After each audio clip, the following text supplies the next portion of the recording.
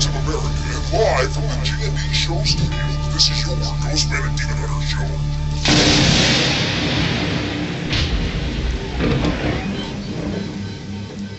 Doesn't that sound exciting to you?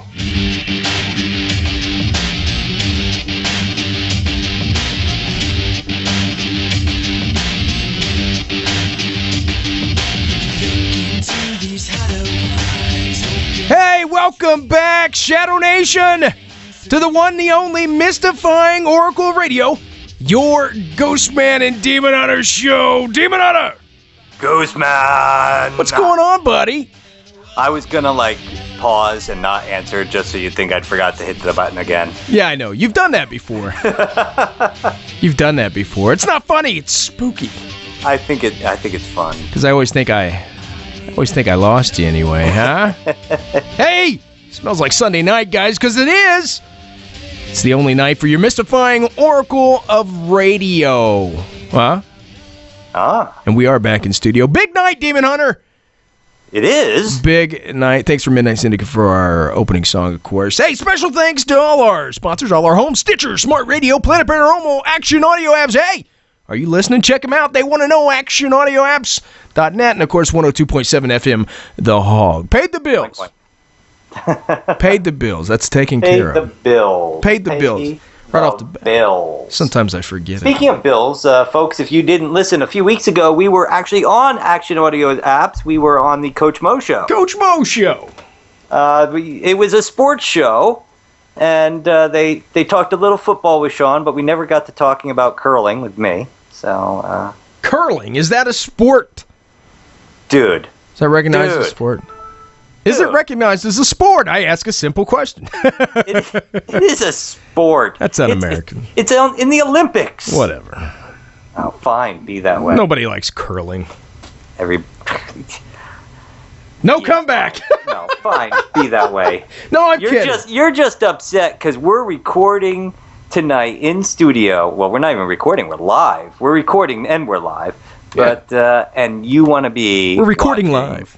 The Colts-Pats game. Well, it doesn't start till 8:30, and conveniently, our show ends at 8:30. Yeah, but you know it starts at 9. Yeah, I know. So I'm going to get 30 minutes. I'm going to get to see the Colts put the first 20 points on the board, and then I'll be able to, go back. Points for the Colts in the first 30 minutes, so you're expecting the Pats to get, 30, 35? I don't know, but we have a amazing early Christmas snow here in beautiful Indianapolis, Indiana, and I think with it comes the defeat. And this will be Luck's first defeat, because we've only met him once before, maybe twice. The first defeat of the young against old. Tom Brady falls to Luck tonight. I'm saying 24-14 Colts. 24-14 Colts. I asked our buddy, the Professor Slim King, to come on and do a prediction tonight. He said, sorry, busy. I said, cool. So, whatevs. So you're making the prediction. Yeah, I'm doing the prediction. It's not that hard. I have my Magic Colts helmet here. I'm not going to give out points out there. I just think that the Pats are going to win it. And at the end, you will hear, there can be only one. No, it's a big rivalry,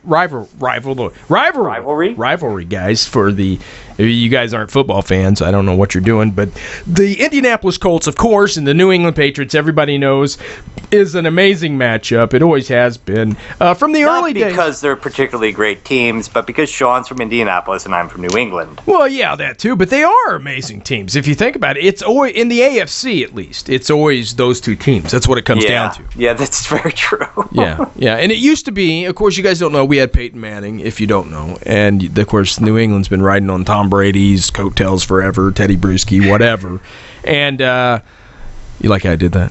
But, yeah, so anyway, they came to town tonight, they're here. I'm hoping the Indiana fans, all the friendly Hoosiers, are giving them a nice, warm Hoosier welcome.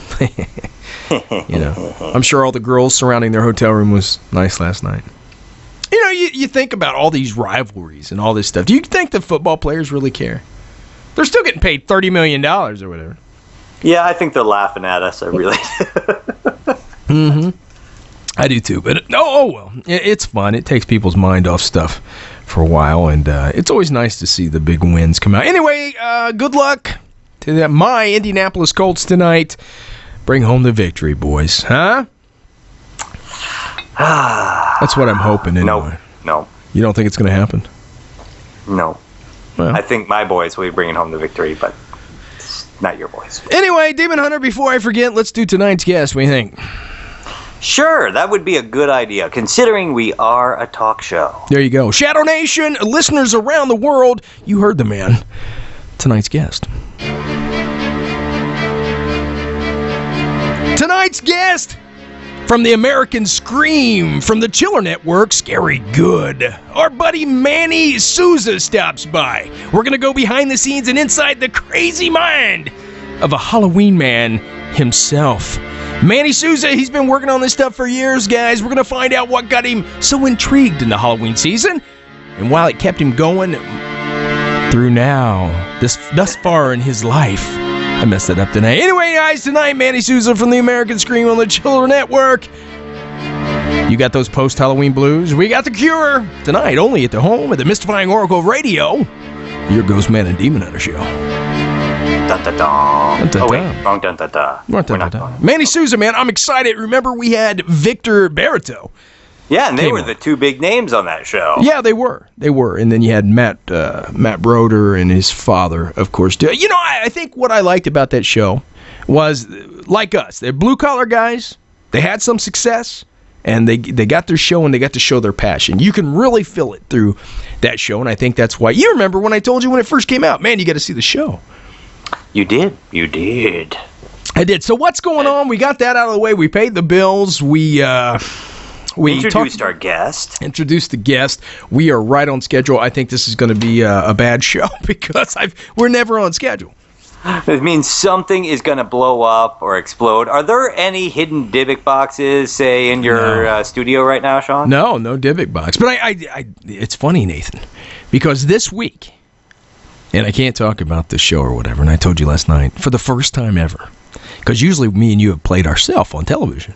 Yes. For the first time ever, I met a gentleman. I guess I can give that away. It's a gentleman that's going to be playing me in an upcoming TV show when I was there representing the GhostMan&Demon Hunter show.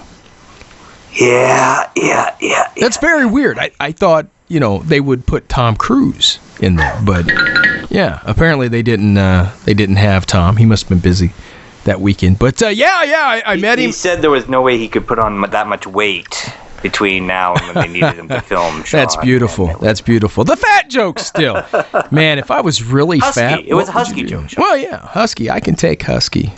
Husky's okay. I'm ready for sex. He's ready for sex. Anyway, Demon Hunter, what's going on in your neck of the woods? We have snow falling in Indianapolis. Beautiful. Well, it turns out I am on the line. Right on the line where they say everything north of me is going to get snow, everything south of me is going to get rain, and right where I am, we're not going to know what's going to hit until it hits. Oh, well, that's nice. Let me tell you a prediction.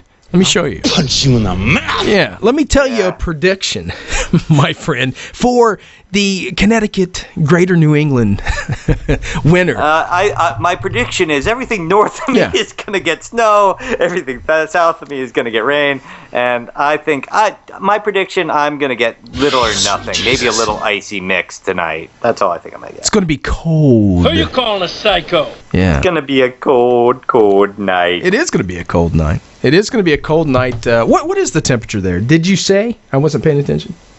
The temperature here is about 22 degrees tonight, I think. Okay, so. I think it's wow. It's lower there than here. Well, I might be mistaken there. It was 22 this morning. Let me pull up the weather dominator here in the studio and see what it has to say. It says that it is currently 37 degrees outside. Sorry about that, folks. Sorry. I never took meteorology in school. What can I say? Say you suck. Hey, Demon Hunter, in honor of tonight's guest, because everybody, do you have the post-Halloween blues? Because I do. I have the post-Halloween. I do. I feel like it came and went so fast because I didn't have time to prep for it. It always does. And then all of a sudden it was Halloween, and then it was over. Right. And there is no sex season in between those two. You know, if there was, it would take your mind off of things. Anyway, I was in preparation for tonight's show. I was so excited having our buddy Manny on. I looked up greatest Halloween movies to watch during the Halloween season, because you know, for the winter holidays, you see everybody watching the Scrooges and stuff like that, which I like too. I like them, but you still need, if you're in that Halloween mindset, you still need your Halloween movies, man. Do you agree, Demon Hunter? I do. Oh my God, you agree. Look, you know what that is? It means that really something's going to go bad tonight. I brought the we bell. agreed on something. Yeah, well, I brought the bell. You can't hear? I hear the bell. I was ignoring it like I always did when you used to use the bell. Guys, we have had that bell. Tell him, Nathan. Tell him. Sean has had that bell since we started this show, and I have tried to... Actually, the original bell was a cowbell, wasn't it? No. It was the bell like you put on the... Was it always that bell? I thought I destroyed that bell. No, you never destroyed that bell. You're dreaming up stuff now. Yeah. It's like it's a Horcrux. You can't destroy it. It's SOS, because half the time our radio show, we can't, it never goes out, so I can just... Yeah, What you was have to that? do the whole radio show in Morse code. Wonder if I had to do it, SOS. Could you understand? Do you know Morse code? I haven't had to use Morse code in years since I got my old CB license back in the 70s when you had to have a license to go on the CB. How did I freaking know that you would know SOS? Yeah. Ladies and gentlemen of the Shadow Nation, for the 8 years that you followed us, you might have noticed Nathan has done everything. Now, this is a argument that I have had with other people. I have not done everything. Well, you haven't been a male prostitute that I know of, but you have done. No, I have not. Now, a gigolo and a male prostitute are two different things. That's it. That's it. But you have done a lot of things. You'd have to. Let's see. You ran the funeral home, or I'm sorry, you ran a retort. Is that how you say it? The furnace that burns people up. I repaired the furnaces. Repaired, so you had to get inside of them. Yes. Hey, I was always asking you.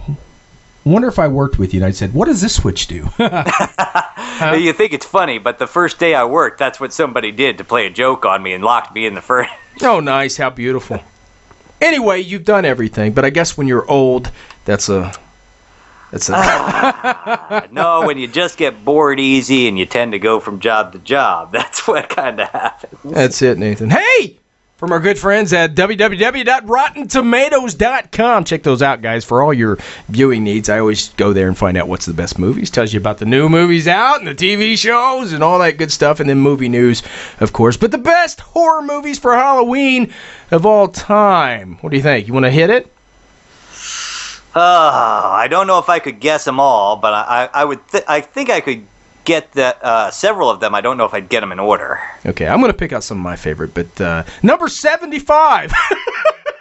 It's going to be a long show. We're doing that big a list. Yeah, no. Let's we got to go through them here. We can't do 75 shows, Nathan. It would be a whole show to talk about all 75 of them. Well, absolutely. What do you think number 1 came in at? I'd say the number 1 show for Halloween would be Halloween. Really? Yeah. Number 1 show for Halloween. And you like this one.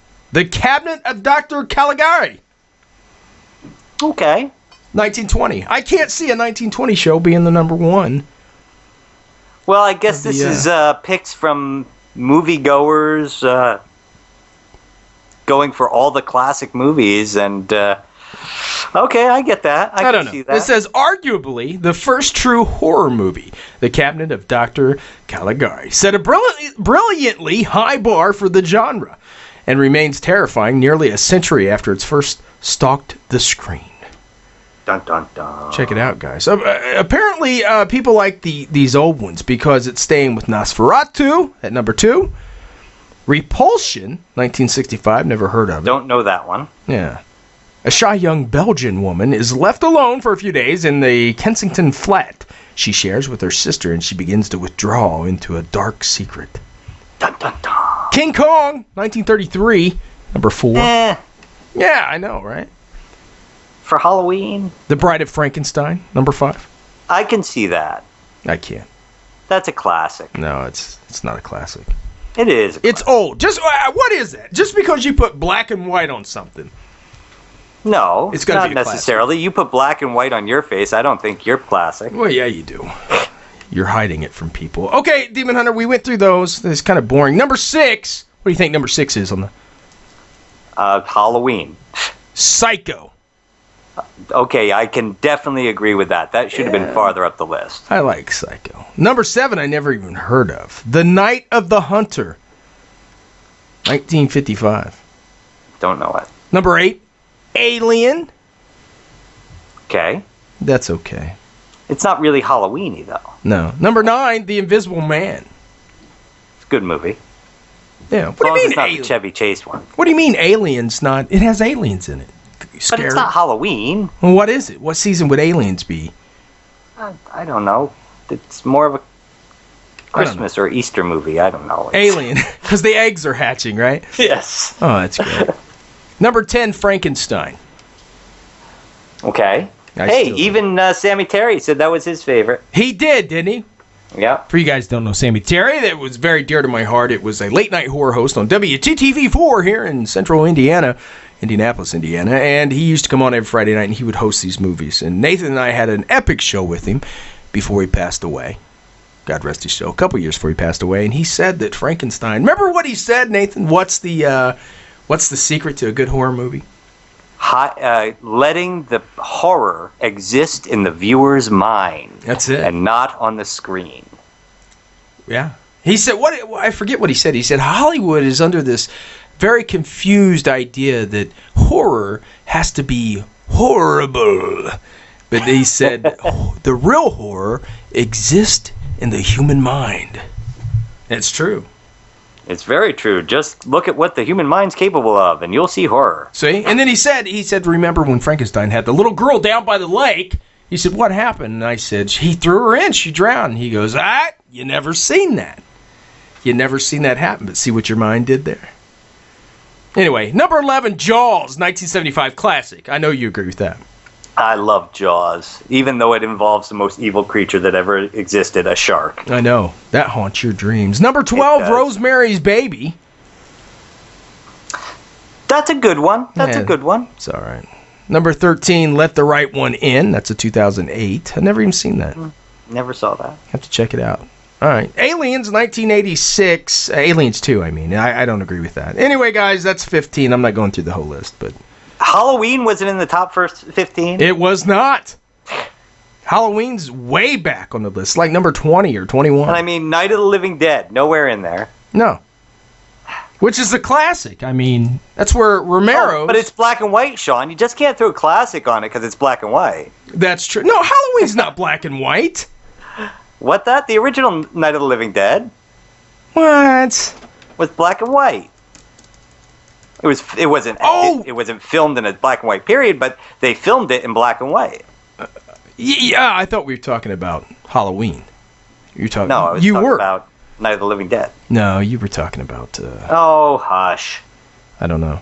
Hey, you were talking about last week. We had Tom Matthews on, one of the stars of Friday the 13th, Part 3, I think, or Part 6, one of the two. Part 6. Yeah, Part 6. I said Part 3 last week, so Tom, he didn't correct me on the show, but. Anyway, I tried to look up Demon Hunter, what scenes they used the rubber chicken in, and I cannot find anything where they... Now, Carrie, we had Carrie come on, and she told us a few during the show, like when the girl's running through the woods, one of the branches of the tree is a rubber chicken, and when one of the guys is looking through the glove compartment, he moves a rubber chicken out of the way. That's true. But have you ever witnessed these rubber chickens with your eyes in Friday the 13th? I have not. See? It could be a ploy to get you to... watch Friday the 13th again. Wouldn't that be a good drinking game, though, if you did find the rubber chicken? You think they still get royalties off of... I imagine if they signed up for royalties, but I don't know what their contracts were, Sean. And you and I know contracts mean everything in the production agency. Yeah, no doubt. And I'm sure they signed their life away, much like we did. Don't you think? Oh, probably. Actually, very little. I think I lost several brain cells this week, Sean. Really? Why'd you do that for? I went to the doctor and he injected me with all these different serums that I had for vaccines that I haven't had in a long time, and it left me for about 2.5 days curled up in bed with a high fever, just sweating it all out. I think I killed some brain cells there. I don't think anymore. Just in general, I've got no filter anymore. I'm just going to say whatever I want. And, You just went. by the way, I smell you through the studio, so it's. Hey, top 3 ways. We haven't talked about ghosts for a while. Top 3 ways to contact the dead. What do you think? Sure, why not? Yeah. What do you? Top 3 ways. We made an entire TV. We did TV specials about what people said would be able to contact the dead, and I mean, nobody agreed with us. So let's hear what they have to say. Number 3. Okay. EVP.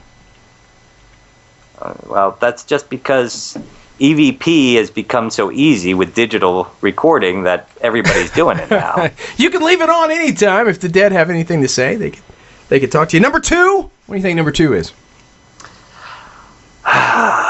Let's go with Ouija board. Seance. Close. But number 1. Ouija. Ouija. Which they just came out with a new movie. I think our friend that came on the show that talks about Zozo, the demon of the Ouija board, was a. I don't know if did he say he was in that? I don't know if he said he was in it. I think he worked on the project with him as a research specialist. Yeah, he could have been that. I don't know. Research specialist. So, I don't know. That's all I got, Demon Hunter. What do you got? That's topics to talk about. We need some topics. Do you have any? Oh, we're supposed to have topics? Topics to I told talk you, man, about. I burned my brain out this week. I don't, How about the top 5 drugs you can take at the doctor's office? Would you, what do you think about that? I told you, I lost time this week. As far as I know, Sean, I was on an alien spaceship this week. Yeah. And I just got taken away and came back 3 days later, and I have no clue what happened in between then and now. And Tomorrow. There's going to be tomorrow? I think so. Cool. There will be tomorrow. We'll have to go to work and all that good stuff. Oh, no. Anyway, what do you say we go into the news a little early? We could do that. Sure. Why All right, not? guys. Shadow Nation, get ready. It's time for the G&D show in the news. It's always fresh. It's always exciting. It's strange and weird. It's straight off the G&D show vault. Straight out of the G&D show vault. And it starts right now. I messed that up, didn't I? You did, but that's okay. I saved it. Another 8 years, I'll have it down pat. What's the rules, Demon Hunter, about the G&D show news? Oh, let's see if I can remember those rules. That's right, folks. The Ghostman and Demon Hunter show in the news is weird news. Sean and I pick it out of the paper each week. We pick them by the titles and don't get the chance to read them in advance. In fact, that's really true this week since we picked them about 5 minutes ago. And that means we're going to make a lot of mistakes. Each time we make a mistake, you take a drink. That's the G&D drinking game. Of course, if you're listening to us on 102.7 The Hog or on your MP3 Slow. on your player. Get excited. As you're driving. I've already started the game. Yeah. About an hour ago before the show. If you're listening to them while you're driving, we recommend that you do not play the G&D drinking game because we are not going to pay the fines or be responsible for the horrible things you do by drinking and driving. But other than that, we ask you to listen along, and every time we make a mistake, please take a drink and please listen responsibly. First up to bat tonight from the G&D Show Vaults, News Vaults, singing comet detected by Rosetta is pure science weirdness. Is that software that lets you learn languages? I don't know. That's what I was thinking, but I'm not sure. So, Singing Comet detected by Rosetta is pure science weirdness. There's a new Pink Floyd album out this week, but if you really want to get spacey, the European Space Agency has released a strange song that's coming from the comet 67P Chermov-Garsmenki. Oh, drink, guys. Have a big drink. Have a big swoop. I don't speak European. The song was detected, of course that was a joke, the song was detected by magnetometer experiment on Rosetta as it approached the comet and deployed the Philae, drink up guys, to land on its surface. ESA drink said the music is oscillations in the magnetic field in the comet's environment. Scientists believe it is produced by the comet as it releases particles into space, which are then electrically charged by ionization. However, ESA said in the news release that the precise physical mechanism behind the oscillations remains a mystery. This is exciting, Demon Hunter, because it is completely new to us. We did not expect this, and Okay. Yeah, we did not expect this, and we are still working to understand the physics of what is happening. Rosetta Plasma Consortium principal investigator Karl-Heinz Glasmier said in his release Tuesday. Yeah, at 40 to 50 millihertz, Demon Hunter. The song falls outside the range of human hearing, so the agency boosted the frequency by a factor of 10,000 to produce the clip you hear above. And of course, I listened to it, and it just sounds like what you would think. You know. So apparently, there's an alien riding on a comet. Singing. It's that blue lady from Fifth Element. Ooh, she was smoking hot. She had like 50 tentacles, though, right? Yeah, the tentacles turn me off. Really? You don't like... Yeah, I'm not a tentacle kind of guy. So it's not just sharks. You don't like anything aquatic. Well, you know, I've eaten too much sushi. I think something's going to try and come and get me. Well, maybe she would like that. Hey, Sean! Sushi! Sushi. From the Huffington Post. Yeah. Husband, in the midst of divorce, sends Corvette into the Delaware River. Oh! That's a man after my own heart. Way to go, buddy. In Philadelphia, the Associated Press tells us a man going through a divorce sent the red Corvette his wife drives plunging into the river. Nice. Triggering a search for the possible victim inside, police said. Yeah, nice. Psycho. Officers were called on Monday afternoon about the car in the Delaware River. A witness told them that a man had driven it to the riverbank, gotten out, and then let the car roll into the river. Oh. Police inspector, you may have a drink, folks, Scott Small said, I guess he was angry with her and drove her vehicle into the Delaware River, Small said. Small said. Well, Small says a lot. That's a big leap there, huh, Sean? Marine units found a 1990 Corvette in about 30 feet of water. Oh. Where it was pitch black. No way. And they felt around inside to make sure that it was unoccupied. Yeah. Small said that have a drink, folks. They then attached a tow line so the car could be pulled from the river less than 2 hours later. Investigators later determined that a 50-year-old man had gone to the residence of his wife, who was cooperating with the police, and taken the car. I gotta watch you. He said the description given by the witnesses matched the husband. I don't know. That sounds shady to me, Sean. I think that husband's being set up. Right. The man, because Sean and I have both gone through divorces. Yeah. The man is being sought, but probably won't face charges because it appears the couple had joint custody of the car. Oh, wow. But he said the man may have violated a protection for the abuse and ordered. Sorry. He may have violated a protection from abuse order and is likely to face charges of reckless endangerment. Out of Pepe. Yeah. And it wasn't his. Well, he owned half the car. Then how did he could legally sink half of it then?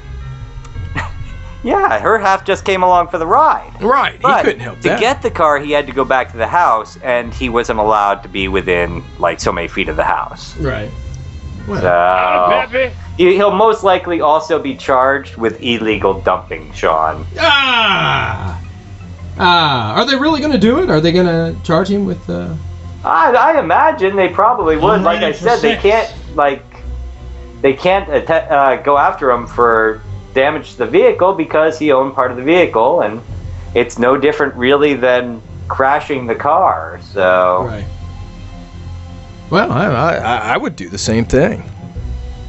I don't know. You would? I would do it. Okay, Demon Hunter. I got the next story. Frank Gissy's rocket-powered bicycle hits world record of 207 mile per hour. Really? Did you like that? I did the title exactly while the X-Files was playing. I was more impressed with that. How would you stay on a bicycle? How would it even stay together at 207 miles per hour? I guess you would have to have a very special bicycle, Sean. Can you imagine those little legs? Can you imagine it? It would have to be pedaled, right, to be a bicycle, Go get out, man. Right. Anyway, Francois Gissy's, drink up plenty, guys. Rocket-powered bicycle hits world record at 207 miles per hour. A fearless Frenchman. Oui, oui. Oui, oui? Oui, oui. Yeah, he has broken the record, Demon Hunter, for fastest bicycle zooming along Shadow Nation at a whopping 207 miles per hour, thanks to some rocket power. Francois... How do you keep it up? Hold on. I wasn't even ready. Why are you doing this stuff when I'm not ready? You got to give me warnings. We got to go over... We prep for the show beforehand, you know? You could... but if you were going that fast, you have a chance for, you know... Nutsack! Can you imagine if you fell off? Probably what he said. The bike from Exotic Thermo Engineering was designed by Gissy's, drink up, friend, Arnold Neracher. Drink up, guys. Gissy told... I can't keep doing this to the people. Drink up. It's Gissy or Gissy. Just fill in the blank. He told Gizmag... This is true, not Gizmo, Gizmag, that it was powered by lightly concentrated hydrogen peroxide. Huh? That's the same stuff you put in wounds and junk like that. The bike was so fast it left a Ferrari F430, which us poor folk wouldn't understand that, can go from 0 to 62 mile per hour in 4 seconds. It left it in the dust, or at least a cloud of rocket smoke. Huh? I don't know. If we can find some serious sponsors, they say, Demon Hunter, then we would like to build a monstrous bicycle, which will be called Spine Crusher. Oh, that's beautiful. Gissy, yeah, that's a bike I want to get on. Yeah, Gissy told the Gizmag. The goal would be to accelerate to more than 400 kilometers an hour, 249 mile per hour, in less than 2 seconds. That would be something. Now they've just... What is the, fastest car on Earth right now? Well, apparently it's the Lamborghini. Or the Ferrari. No. The Ferrari F430 got to 0 to 60 in 4 seconds. Yeah, but... you don't know. I know this one. I saw it on Top Gear. Top Gear or Talk Gear? What'd you say?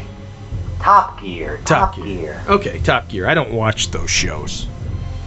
You don't? No, Why not? Don't. That is actually a really good car show, Sean. Really It's you got to watch the BBC one though. Wow. The American one, I'm not. This is saying that it's the Venom, the Hennessy Venom at 270 miles per hour online, but I seem to remember it either being the Veyron, the Bugatti Veyron, maybe, or I don't know. But the 270 miles an hour. If you're gonna shoot for 249, yeah, why not? I don't know.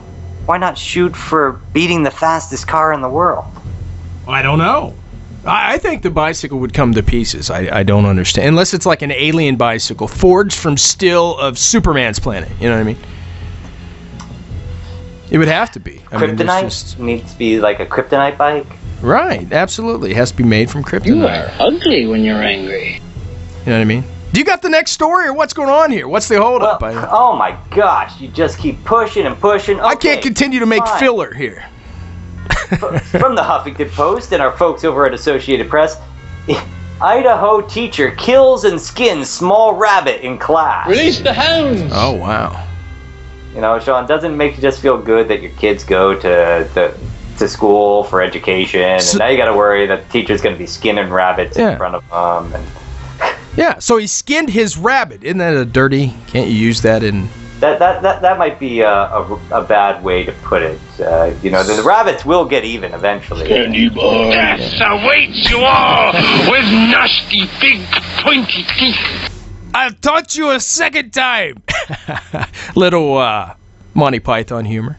Boise, Idaho, Associated Press. Okay. I said press wrong. Pest, John. drink, okay, guys. Already, people have to take a drink. Drink, guys. Drink it up. Nobody's going to be listening to the guest because they're all going to be too drunk at the end of the show. Right.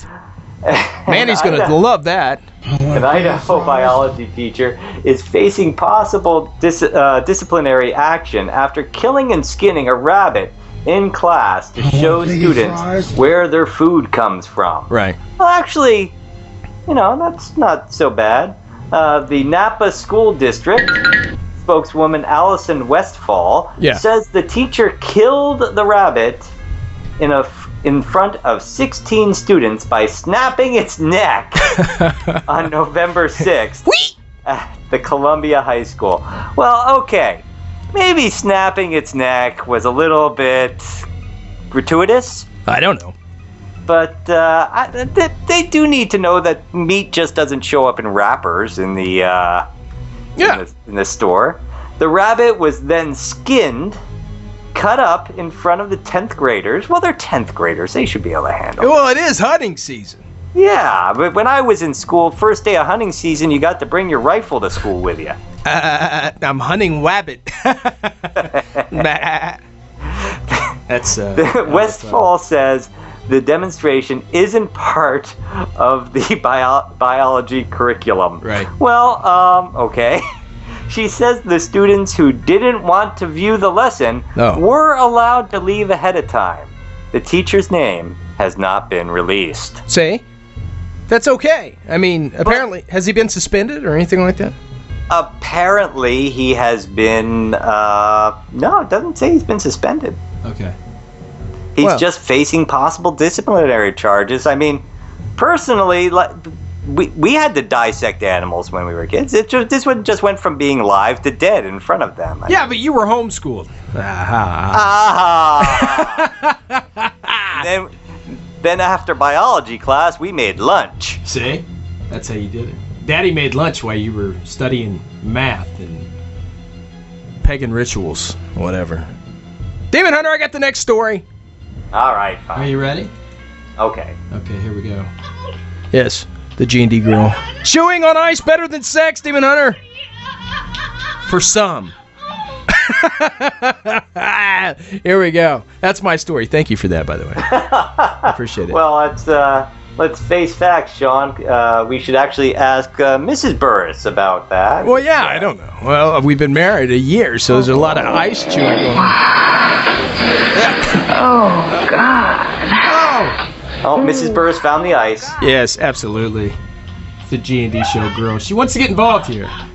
She's involved. This comes from the Newser, Demon Hunter. If you need coffee as a morning pick-me-up, you're not alone. If you need a chomp through a cup of ice, you're also not alone. But there are fewer people like you. Such ice eaters may suffer from... Oh my God, drink up, guys. Pagophagia. A compulsive craving for ice. Papafagio. PH. Have a frappio. No, it's not. There's no R. Fagio. No, but PH. I was just trying to save it before you got us bleeped off of the off of iTunes. Fagio. We'll say Fagio. Pagofagio. Okay. Anyway, craving for ice. That would be caused by an iron deficiency, the Washington Post reports. In a study published in Medical Hypothesis, researchers asked both healthy and anemic participants to consume either a glass of lukewarm water or a cup of ice before taking 22-minute tests designed to help diagnosis with ADHD. They found that iron deficient subjects who drank the water performed far more sluggishly than healthy subjects, but those who crunched on ice did as well as the controls did. Huh? Very cool. You into this? As the Post explains, pagophagia is a type of pica, a disorder. I don't know. P-I-C-A. I just want to make sure everybody got their drink in. Pica, drink up, guys. A disorder that makes people crave and eat non-foods like dirt and clay. You have some of that, don't you? Chew on some bag of dirt, which Learning Channel has turned into a reality TV show. Another one that we have to compete with. This week on Dirt Chewers. Nathan has a bag of dirt and finds a worm. Tune in, see what happens. Anyway, which the Learning Channel has turned into a reality TV show. Study author Melissa Hunt says this cognitive boost may be related to the mammalian driving reflex. Mammalian. Yeah, a trigger that causes blood flow to the brain when a vertebrate is exposed to cold water. At least 2 hematologists say the study has possible flaws. Having iron deficiency doesn't necessarily mean you have anemia, for example, but at least one admits he can't discount the power ice holds over his patients. I had one patient tell me, "I love ice. It's better than sex," he says. Eating ice is also the newest diet trend. Are you serious? They don't mention sex to the last sentence of the article? You have got to start reading these stories. Oh my God. I thought. Well, they had to get the reader in, Sean. I don't know. What about maybe there's a ghost behind you, or maybe your brain is just lying? I'd love to hear about that. Are you going to read that one, or should I? No, you should read that one. Oh my God. I just flopped the last story. All right, guys. Yeah, that's why I want to hear you do this one. This will be our last story from the G&D Show Vaults. This comes from our friends at the Huffington Post. Weird news. Here we go. Maybe there's a ghost behind you, Demon Hunter. Or maybe your brain is just lying to you. How is that possible, Sean? I don't know. There's a scientific reason why you may feel the presence of ghosts, they say. A lot of us have had the sense that there's someone behind us, and yet when we turn, hey, nobody else is in the room. To researchers, that's called a feeling of presence, or FOP. It can happen to anyone, although it particularly afflicts people with Alzheimer's disease and schizophrenia. A team of scientists in Switzerland was able to replicate the FOP in healthy individuals, as explained in a paper published this month in Current Biology. They used a robot that pokes individuals. Oh, I can see this one coming. It pokes individuals in the backs, and manages. It does. Yes, I bet it does. And it manages to trigger the feeling in some test subjects that several other people were in the room, even though there was only the robot. Professor Olaf Blanke, or Blanc, Olaf Blanc. We'll say that because it makes me sound smart. Professor Olaf Blanc and his team at the Swiss Federal Institute of Technology in Lausanne were seeking a better understanding of neurological disorders with their experiment. Drink up, guys. But the results are also intriguing for the many mentally healthy people who believe they have felt the presence of ghosts. See, there are some out there. Oh, they're all. Yeah. What was that? I don't know. I was trying to find something to play in the background. That's beautiful. Blanke told Huffington Post Weird News that the study indicates that sometimes healthy subjects can experience the same hallucinations as patients suffering from schizophrenia. Hallucinations are quite frequent in the general population, said Blanc, a neurologist and neuroscientist. These data and our... It doesn't say what FOP is. What is it, Demon? Tell me. FOP? These data and our hours on FOP suggest that there is no clear-cut differences between health and disease, but rather a quasi-continuous spectrum. I want to tell you my secret now. What is it? What is it? I see dead people. Oh! The scientists in Switzerland first examined 12 patients who had suffered brain damage from epilepsy, stroke, or other conditions, and who reported having feelings of presence. Brain scans revealed lesions in their frontal cortexes, the area of the brain that is aware of self. Huh? So anyway, they're saying a robot poking you from behind is the same as a ghost sighting. That's what I think. Well, I will tell you, a few years back, I was visiting a conference, and they had me put on this helmet. because they were afraid I'd hurt myself in public. But after that, I put on this other headgear that was designed to help you be absorbed with, what do they call it, infrasound. I don't know. Infrasound, which is, sounds lower than the average person can hear. In fact, most people can't hear that. We can only feel it. Okay. The animals that still produce infrasound are like tigers and elephants, and they believe that mice. Some people feeling that is that sound is a warning system that we still had when we were primates, because we were food to these animals, or we might get trampled by them, and this told us to get out of the way fast. Yeah.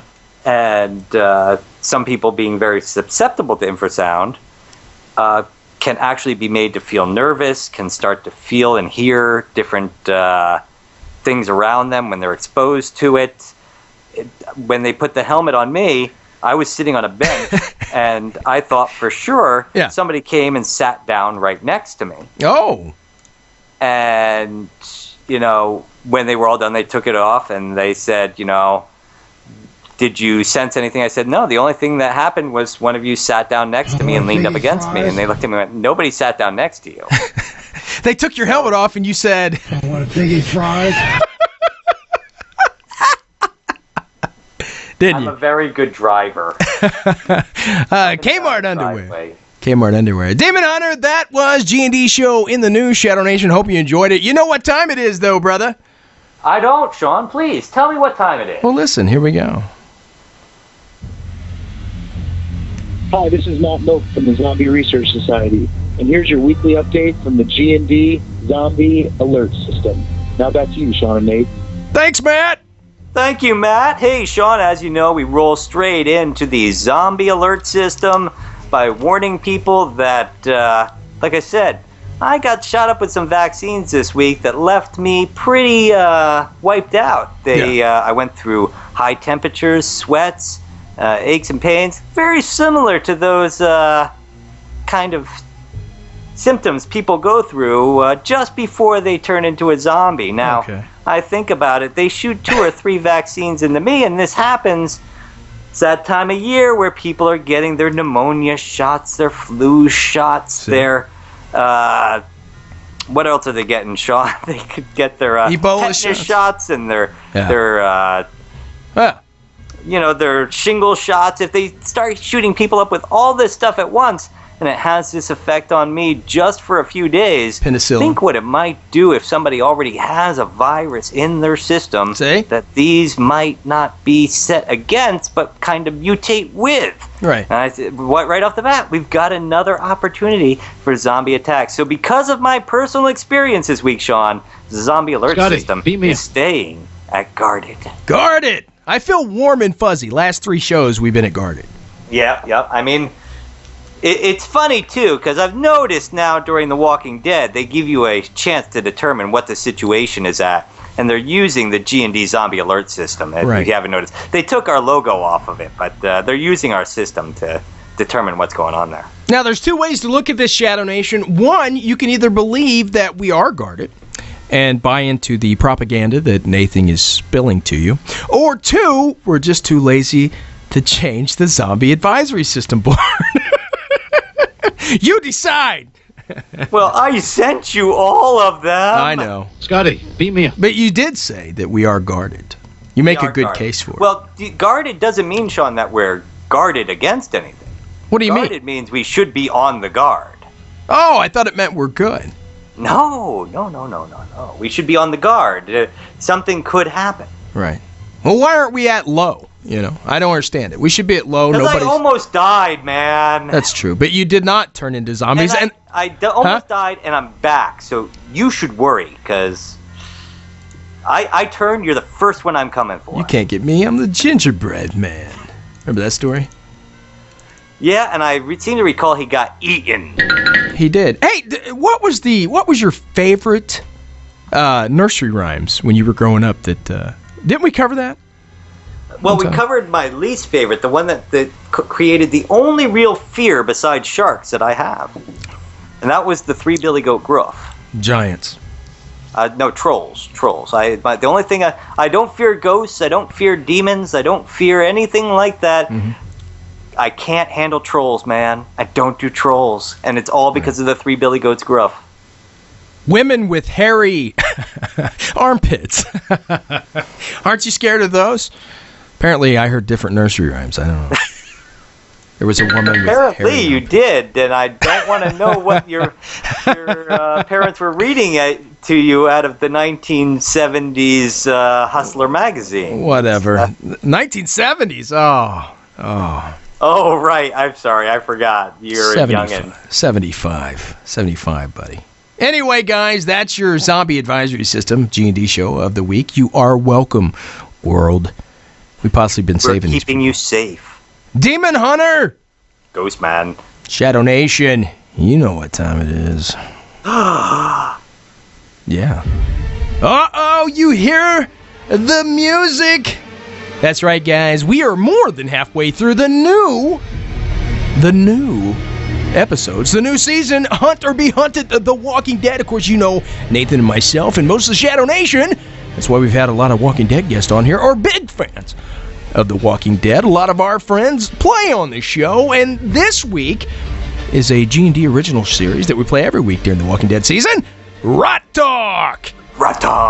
Where each week, Nathan and myself make predictions and talk about the last episode and what's going to happen tonight on The Walking Dead. That's right, folks. That means this show is not spoiler-friendly. No.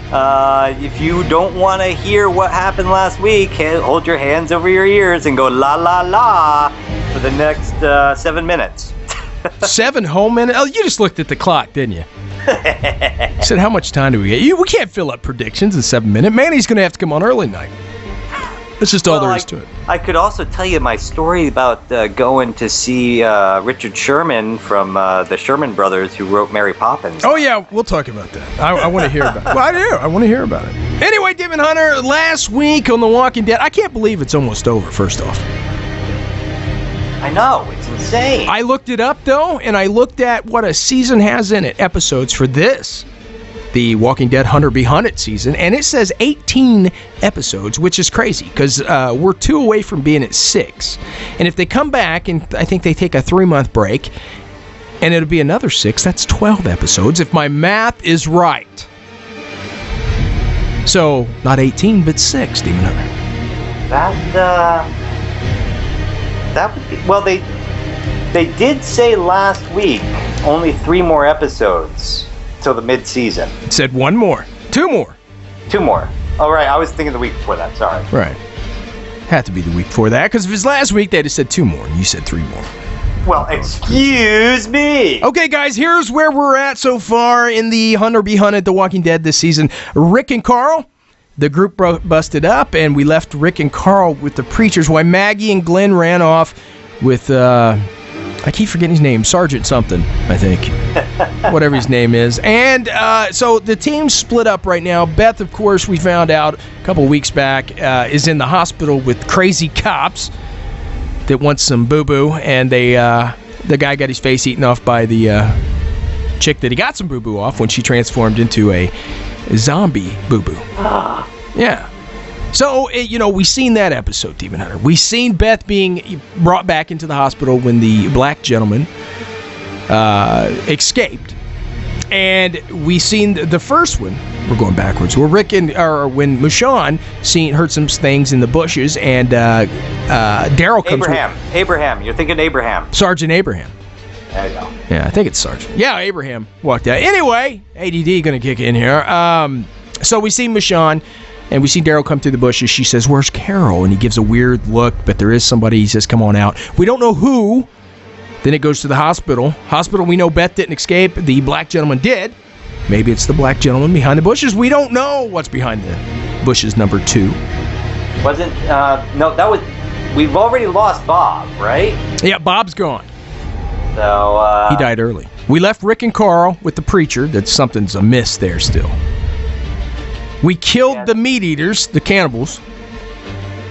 The hunters. And then the Abraham smashed the scientist's face that we found out wasn't a scientist. Wow, it blew my mind. Did it blow yours? No, I kind of read the comic.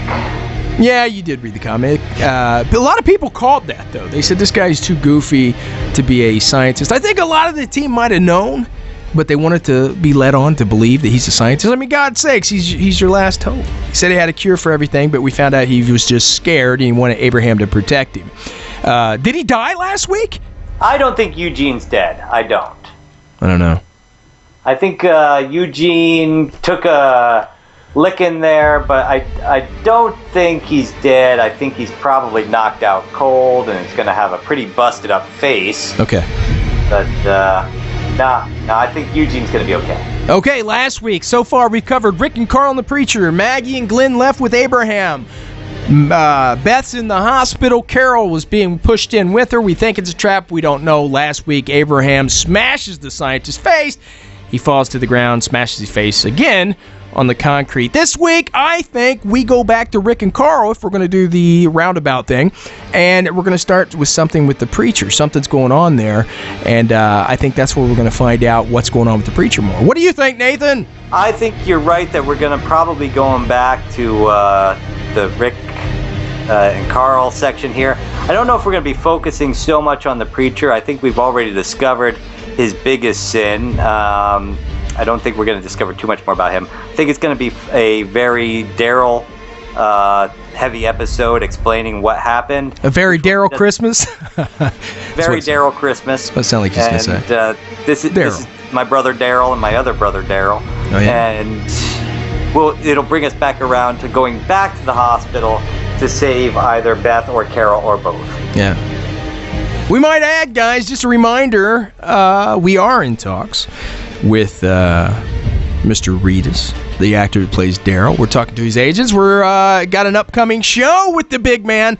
A lot of the women in the G&D Nation are feeling that in their bones. You know what I'm saying? They're excited. So you got to watch. You got to listen every Sunday to find out when Daryl might be coming on and what's happening this week on The Walking Dead. Really? Yeah, that's our prediction tonight. That's what I think is going to happen. I'm excited about it. I always get excited about it. That's why this week we got The Walking Dead, plus the Colts kick off at 8:30. So I get to watch 30 minutes before the yeah, you know. What do you think? I think that, you're going to be very excited to watch the Patriots win. Yeah. Well, we'll see. We don't know about that. Most likely, this is our year to overcome. I think that's what's going to happen. What do you think? Sorry, man. I'm just sorry. I don't think you've got much to look forward to. No, I think you're wrong. Okay, guys, tonight's guest, before we go to break, Manny Souza from the American Scream. He's going to tell us what it's like to live inside the mind of a real-life Halloween man. Get ready, Shadow Nation. When we come back, we'll be with Manny Souza, like I said before, from the American Scream, Demon Hunter. You're excited about this one? I'm always excited about this one. Right. Tonight's band D3Z. Name of the song, Remove Your Brain. Demon Hunter. GhostMan. Shadow Nation will be right back. I understand you correctly. Mental loading zone, stocking musical trucks, deliver sounds to waves, sending echoes to caves, slaves to wishful thinking, all the while just sinking, linking words on lines, on the nerves like spines. Times may change, but the brains won't rearrange. We're bringing life to meaning of home on the range, although the word of the day is everything is okay, cause life's just a part that we're born to play. Come with me, this is where we gotta stay. Each one, teach one, just to throw it all away. In the ground you lay, when you meet your last day, remembered as a someone that you was able to pay. What a lovely cycle, the system that we keep under the rug. The truth is what we sweep, visions in our sleep. Oh, material mountains, dollars a mountain. Well, the time keeps counting, the promise of now, the way we allow. Cause TV and school is gonna tell us how. Wow, not even in the least. We're puzzled like the jigsaw that's missing a piece. Cause when the mission's released, so we can have the gas, opportunity of life, we're down to let it pass. It's all over our heads, we dread stepping out. Rest assured what's occurred is all for the cloud. From the heart is where we tear it apart. When we create life, that's how we all start. You want me to remove your brain?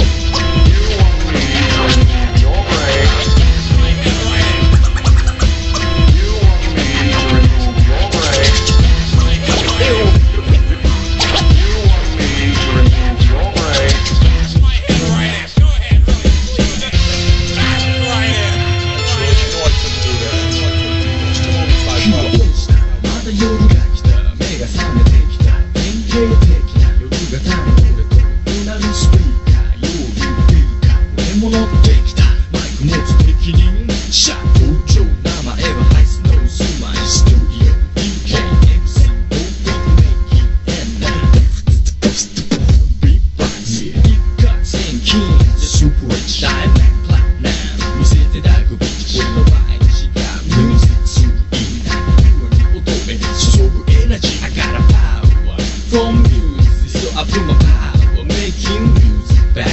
My homie, get on the mic. So I drop the mic, I got the crew energy. Nice timing, super rock music. Look out stage, red zone shooting. Holding on engine, tension switch, shooting crazy. I'm in the zone. Show yes, yes, show 1, 2, check, check, 3, 4, double check. One night, yo, what in night? Like in the tayo, that the master shka. For go, you man, you are so cara. Nakama, so you are so atama.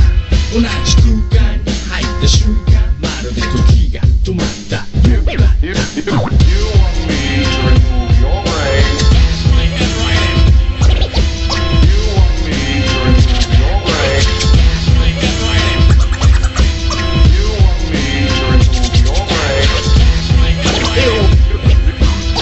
me to remove your brain You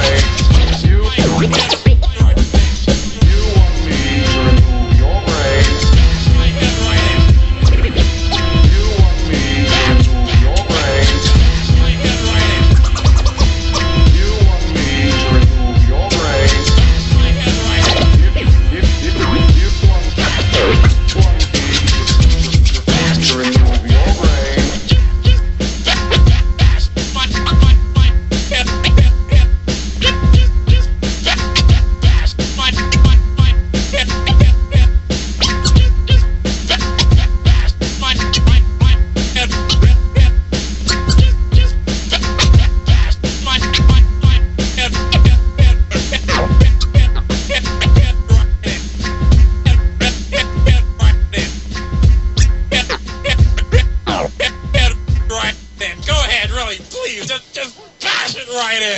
George, you know I couldn't do that.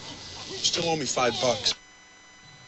Hey everybody, this is Chad L. Coleman, Tyrese from The Walking Dead, and you're listening to my boys, Ghostman and Demon Hunter show. I am no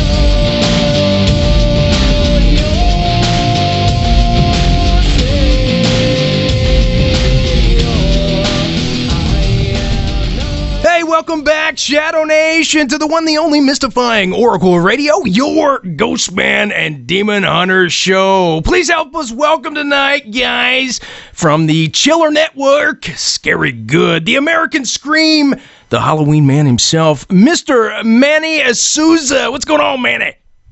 Hey, not much. You? Waiting to talk to you, Big Daddy.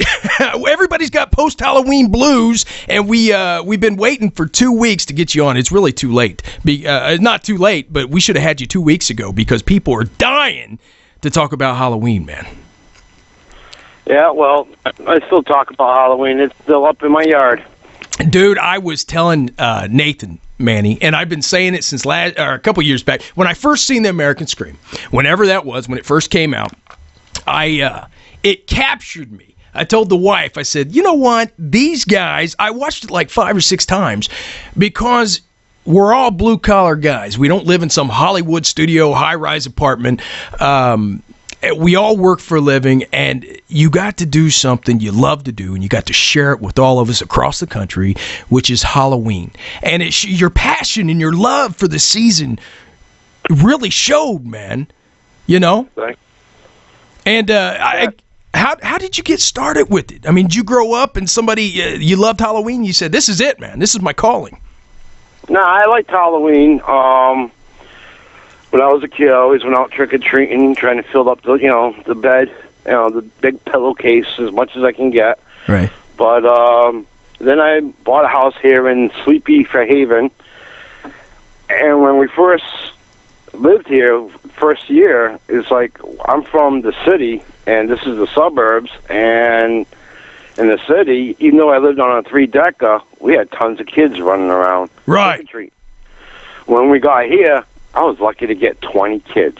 What? And I'm like, where is all these kids? I mean, the schools are all around me and everything, it's like I see them running in the streets, but on Halloween, where are these kids? So I used to take my kids walking around the neighborhood, and I ended up going by Victor's house, which he was in the American Scream too. Yeah. Everybody knows that. And they're all at his house. There's haunt going on inside. It's like, and the scarecrow that caught my attention that he had made, and it's like, I can do this. Right. You know? And the following year, I just started going online and started just searching out anything to do with Halloween, and I was hooked. I got hooked. I started buying, first it was buying a couple of props to put out in front of the yard, and next thing I know is, instead of having 20 kids, I had 80. It's like, I'm onto something here. The following year, got a little bit bigger. Now it's like out of control. And this year alone, we had over 2,000 kids come by here. Jeez! And this has been going on now 10 years. But, yeah, so I can blame Victor for hooking me up with this. And it's a passion, you know. At first, the family wasn't involved, and then all of a sudden, as my kids got a little bit older, especially my daughter, she scares with the best of them. Oh, yeah. She's 13 years old, and I've seen her make grown men cry, and I love it. But, yeah, and the wife gets into it. We all get into it now. It's one big party, as you saw in the movie. Oh, yeah. We have the silly string fight, which people are still hanging out. You know, I don't even know these people. They hang out in front of my house, and it's like, I look at my wife's like, what's up with this? Yeah. And when she brings out the silly string, I mean, we buy cases of it. That's what the people were waiting for, because they probably saw her in the movie. It's fun. Well, yeah. I know here at my house, like you were saying, decoration's still up, obviously. Nothing like yours. I live back in the woods, and nobody ever sees my house anyway. When I decorate for myself now. Yeah. But the cemetery's still out there. The mantle is still Halloween, even though my wife is decorating for Thanksgiving everywhere else around the house. I'm not letting her have my mantle. You know, I can't give it up that easy. Yeah, no, I can't give it up either. I mean, actually this year I put everything together by myself. My wife and kids are the one that put up the corn maze. Yes, I have a corn maze in my yard. Oh, yeah. It's roughly it has 3 turns, 4 turns. If I stretch it out, it's about 100 feet long. But what was it, Mr. Schroeder's farm? What was his name, Manny? Mr. Schroeder's farm? I forget his name. The farm? Yeah, remember the first guy you went to? He said you could have the corn. Oh, yeah. Yeah, I went to Mellows. The one that's in the film is... He said you could take as much as you want. Yeah. So far, the last 3 years, it's been like that from different farmers. But that first one, that was from the Mellows.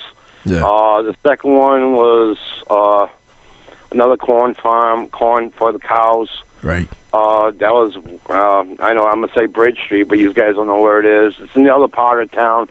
And this year, I got them from a guy down by the water. He has like about 400 acres of corn, and I got a trailer that looks like a coffin. And I just fill that sucker right up. Now, you guys, like you said, the whole family gets into it. You start working. A lot of Shadow Nation, Manny and myself are friends on Facebook.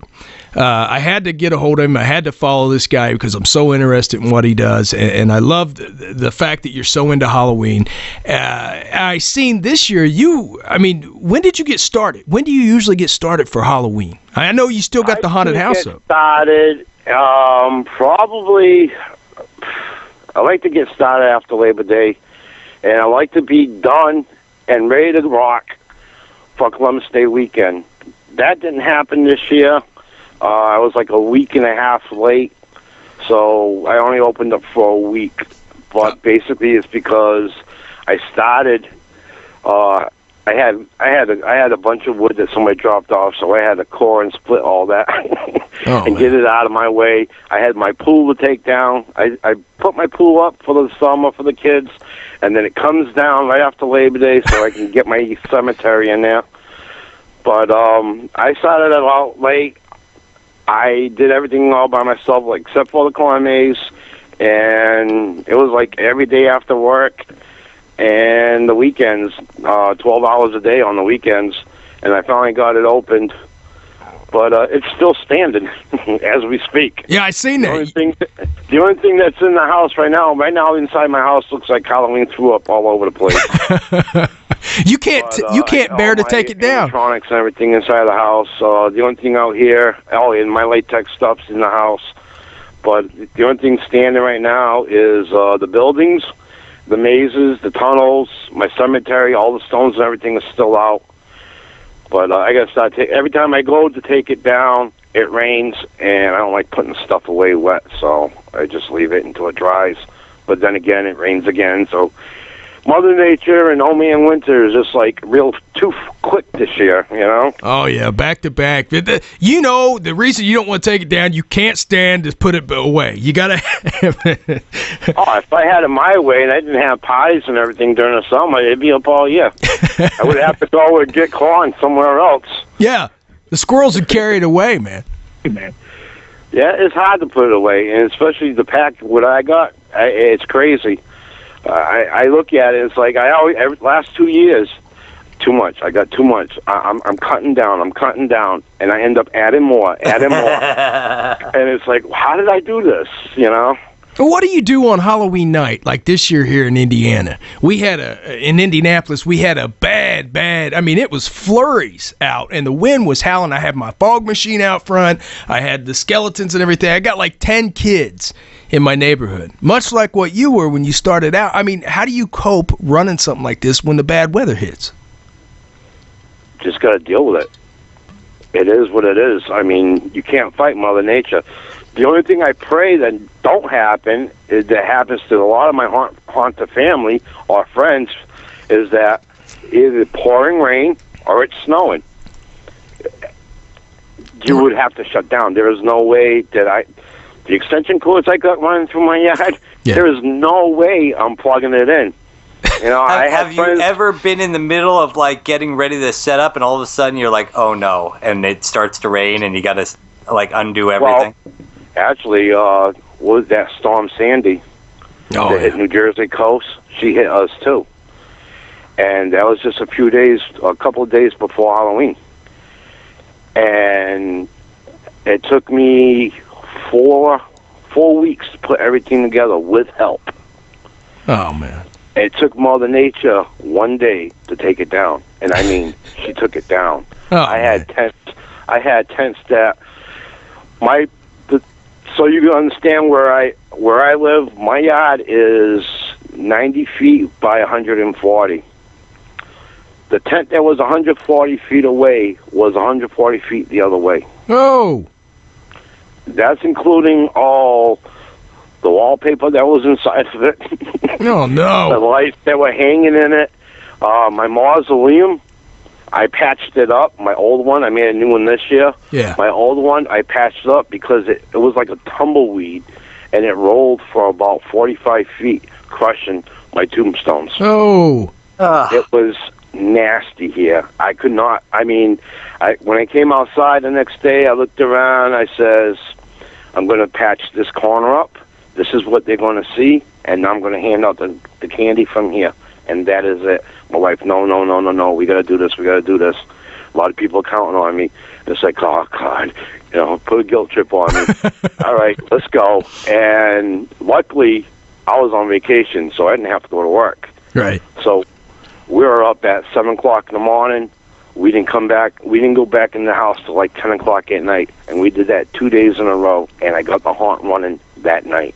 Right. For Halloween. Now, everybody, we're talking to Manny Souza from the American Screen that was on the Chiller Network. And I just want to ask, Manny, how many people that you didn't know just came out of the woodwork when this thing premiered and said, hey, I want to be a part of it, or coming by your house looking, or whatever? Actually, the night, that Halloween that they were filming is when everybody started coming out of the woodwork. Because, we filmed, 30 days prior. And they filmed on Halloween night. Wow. But in order for the people to come in my yard, because I had cameras and the producers were here and the film crew and everything, I had to put a sign in the front of my house saying if they didn't want to be on a camera and that, they shouldn't come in here. Right. Okay. That was cool. The worst part about it was a local newspaper from New Bedford, which is the city over, ran a front page story about Halloween, and there's 3 families in Fairhaven who are having their haunts filmed. How they got it, I don't know, because I didn't talk to anybody. And how I found that out was that I was sitting out in the front of the yard, just making sure everything was working, and a guy pulled up, and I have a pot that I made, a cauldron for. Everything I collect from my haunt goes to American Cancer Society. Yeah. So the guy pulls up and says, "Hey, where's the pot?" And I'm looking at him. I says, "The pot for what?" He says, "For the donations." I says, "Oh, that ain't until tonight. It'll be out here." He says, "Oh, that's not what the paper says." And I looked at him. "The what?" He goes, "The paper." I says, "What paper?" Because if it was like the Wanderer, which is a local small-time paper, okay, neighborhood news, no big deal. Just the people in Fairhaven see that. They already know about me, so I'm not worried. And so I asked him, I says, "What paper?" And he turns around and says, "Oh, the Standard Times." Oh, my God, I'm going to need more candy. And exactly that's what happened. That night alone was over 2,500 people. And oh, my gosh. It looked like and they didn't come in. They didn't come, then it slowed down. It was like all of a sudden, between 7 o'clock at night until like 11 o'clock at night, it was non-stop. It looked like a concert let out in my front yard. And I had people wall to wall in the driveway, and I'm looking around. I'm just like, oh my God, the cops are going to show up. What the hell is going to happen? I was freaking out. And it's like people that came here, they don't really appreciate. Let me rephrase that. People who come here love it because they know what I do. Right. These people probably never saw anything like this before in their life. Had no clue what was going on. It clearly says, "Do not touch." I had so much stuff broken that night, it was pathetic. Because, the mothers are just standing there, and little Johnny's pouncing on my doors, which is run by a wiper motor that's trying to scare him. It don't work no more because little Johnny stepped on it while it was coming up. It's like, oh, gee, thanks, and sorry, kid, you need to leave, know. And it's like, I've never, ever kicked anybody out of here, but these people had to go. But, yeah, that was insane. So, yeah, the first night when the Fulcrum was here. Then after that, it's like, it's been constant. Every Halloween, there's people hanging around that I don't really know. I mean, I've had people, I stand out there, because my thing was, if you saw in the movie, I just stand out front. I let my wife and everybody else run the show in the backyard. If there's a problem, then I go back there. And there's people standing around, it's like, who are these people, And people go in, they come out, "Oh, Manny, that was great." And I'm like, "Oh, thank you. Who is that? How does he know my name?" Oh, wait a minute, stupid movie. It's an honor, though. Yeah, it feels good. I mean, after a year of the movie came out, because I did have a premiere here in Fairhaven, I got the producers and director to show up, and we rented out the local junior high school, and we invited everybody from town to come and see it. And I work for the town of Fairhaven, so I get to see everybody all over town. And oh yeah, man, that was great, this and that. And it's like, okay, I know you where you live, but I don't even know you. Oh yeah, okay, yeah, the movie, all right, yeah, you like that, okay. Lot of fans. I just had somebody. I went to the store, and I was checking out. I was buying batteries for Halloween night, and guy goes, he's looking at me, and I'm looking up. And I'm standing in line. He was in the other line. And he's looking at me, and I'm looking at him. It's like, okay. And I turn around. It's like, is he looking at somebody else? And he says, "I know you." "Who, me?" "Yeah, you. I know you." you're that guy in the movie. All of a sudden, everybody's heads turn and look at me. It's like, uh-oh. Yep, thank you. Can I check out now, please? Handful of groceries.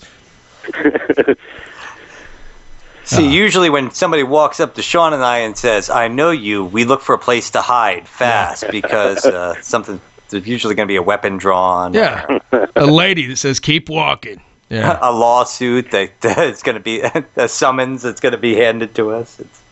Yeah. Anyway, Manny, tell us the story real quick. Director Michael Stevenson did the American Scream. It was his idea. I think it was his idea. What happened? I mean, from the start to the finish, how did they find you?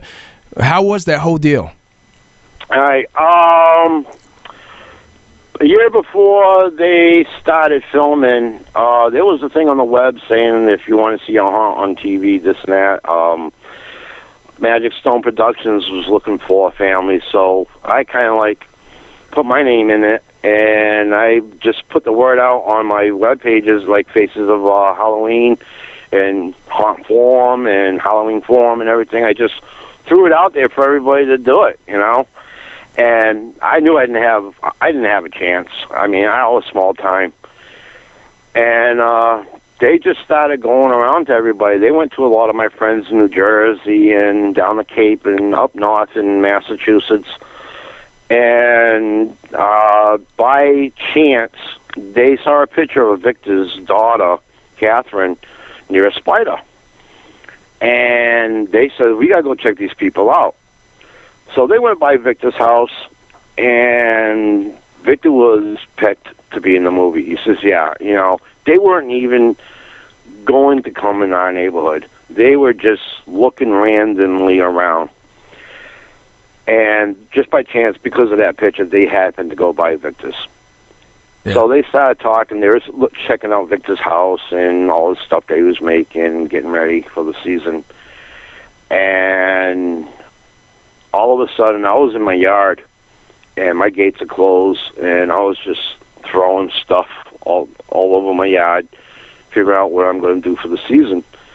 And I heard Victor, hey, man, are you back there? I said, yeah. All of a sudden, here comes Victor with like 4 or 5 different people. It was Michael. It was Zach, one of the producers. It was Jesse, my film guy. Katie, another camera. All handful. And Brad, he was taking pictures and stuff. And they just started talking to me and stuff like that, and they're looking around, they're like freaking out because I got props hanging all over the place, and they like what they see, and they says, oh, this is cool, we got 2 people that, you know, I think this is it, and it'd be nice to and get another one. And I says, well, there's always the Broders, which is right down the street from us. I mean, I live 2 blocks from Victor. I can walk to his house right around the corner.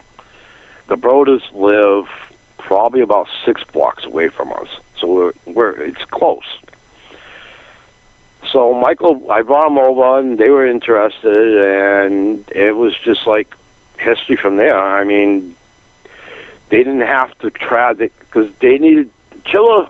Supposedly, the way it goes, Chilla wanted at least 3 families from New England because supposedly New England is the scariest place. Yeah. It's all started, you know, because of Salem and all that. Yeah. So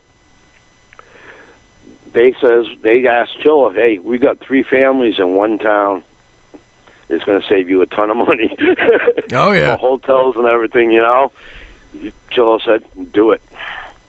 And it was all just pure luck, really. I mean, everyone says they like my haunt, and, you know, I like it too. I know it is what it is. But there's haunts out there that, unbelievable, you know, and it's like, I was honored to be picked. Oh, yeah. You know, even though it was pure luck, I was still honored to be picked. Now, Manny, you've obviously put a lot of money into this. Sandy probably took a lot of that out of it. Had to be some reinvestment there for you. And like you say, everything you make is donated, you know, back out. You know, has it been at any time, like, financially like a heartache on you to keep this going?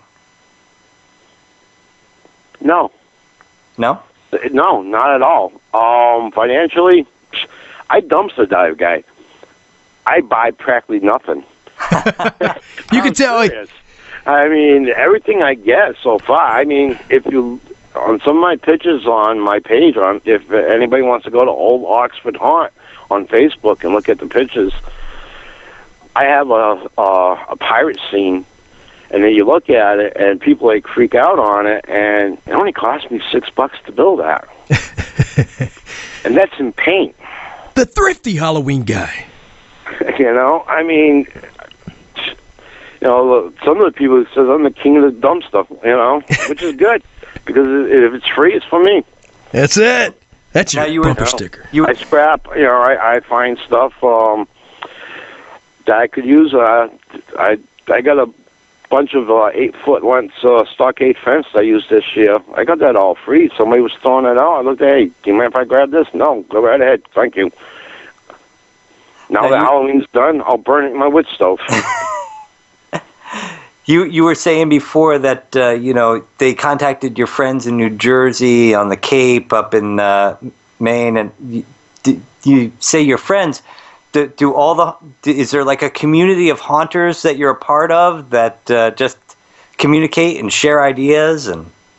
Oh yeah, there's websites out there: hauntforum.com, halloweenforum.com, Garage of Evil. They're out of Providence. They're all over the place. You know, there's make and takes for all kind of states. I belong to Mass Make and Take. There's New Jersey Devils Make and Take. They're all over the place. It's more than a community. It's more like a family. You know, I know what's going on with so-and-so, like the Davis's graveyard out in Oregon. I know what they're going through. Let's see what else is going on. I mean, there's so much. Most of my friends on Facebook, they're all haunters. Oh, yeah. Except for our true family. But other than that, they're a haunter somewhere in the United States, even the United Kingdom. You know, I have friends from all over the place. Now, hey, Manny, I know we got to wrap up here real quick soon, but your kids are getting older. You got this thing going on. It's really brought your family together. And like Victor was saying in the movie, you know, Halloween is a time for community. You know, people you never see or might never see again. They come out, they're having a good time. And I know I seen it in your face with the kids coming out. You loved it. And the kids were driving down the street going, thanks, Manny. And, you know, they should, because you put so much hard work into this. Remember the little kid comes by every day and looks at the goblin. You know. And it's still up, and he still comes by. Oh, he's 9 years old now. He loves it. But the kids, when they move away and all that stuff, are you going to keep this going for the community? Yeah, I don't see why not. Yeah. If I can do it physically. I think it's amazing, I would do it, you know. I don't think if they do move away, I think they come back for Halloween. Oh, yeah. Oh, yeah. I don't know if they'll be here for Christmas, but they'll be here for Halloween. That's the place to be. Happy Halloween, Dad. Here's your Christmas present early. We won't be. Yeah. What's your favorite scary movie, Manny, that gets you in the mood for Halloween? Trick or Treat. Oh, my God. Yeah.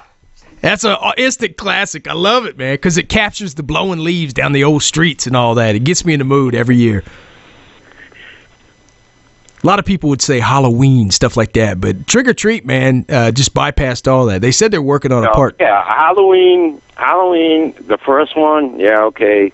You know, I think, this is me, but if somebody's going to do a movie, you do it once and you leave it alone. Like Jaws and The Exorcist. Oh, yeah, come on. You did the first one, leave it alone. Leave it. You know? Yeah, that's it. Now, with Victor being gone, I mean, Victor having the professional haunt now, his dream came true, you know, and he's had that up. I think this is his second year or third year now? This was his third year. Yeah, third year. So that's rolling. And it looks awesome, let me tell you. Yeah, I imagine you get the good seats to that every year. Oh, yeah. Front row, baby. The fun part about going through Vic's haunt is that all his actors know who I am. Oh, so except for one guy. And he tried scaring me, and Victor's looking at him. And the guy, he looked at the guy, and he looked at him and says, "Don't even try." It's the Halloween man, baby. He's looking at him. He says, "Trust me, don't even try."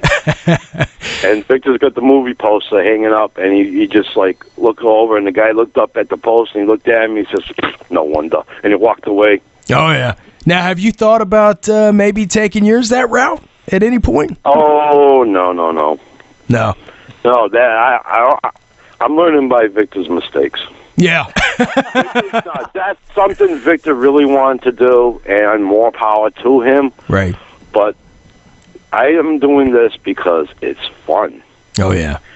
When it stops being fun, and it becomes a headache like a job, then what's the point? We have people ask us all the time. Unless that's something that you want to do, then go for it. But in my case, I'll keep it fun. Yeah. We ask people all the time, or people ask us all the time, how to start a podcast or a radio show, and we look at them and go, "Why?" Because we're like, if you're not going to do it just because you love it completely, it's going to die real fast. That's it. You dedicate all your time to it, and I mean, Sean and I are working on it all week long. We give up every Sunday night to be here.